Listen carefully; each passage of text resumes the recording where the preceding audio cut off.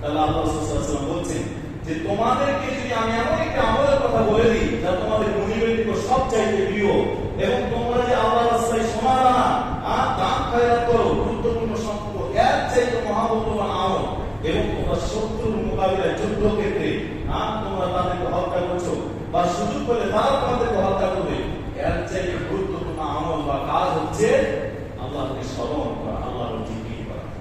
আল্লাহ বলছে ওয়া যিকরুল্লাহি আকবার, সর্বশ্রেষ্ঠ জিকির হচ্ছে তার রবকে স্মরণ করা, আল্লাহকে স্মরণ করা।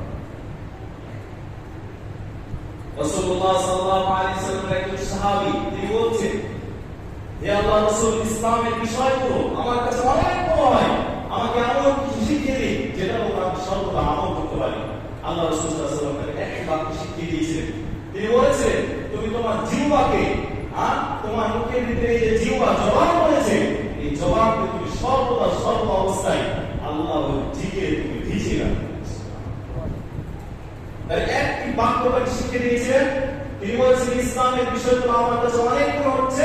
আল্লাহ রাসূল সাল্লাল্লাহু আলাইহি ওয়াসাল্লাম শিখিয়ে দিয়েছিলেন তোমার যে জিহ্বা রয়েছে, এই জিহ্বাটাকে তুমি সব সময় তরতাজা করে রাখো, অর্থাৎ আল্লাহর জিকিরের মাধ্যমে সব সময় ভিজিয়ে রাখো, অর্থাৎ আল্লাহর জিকির করতেই হবে।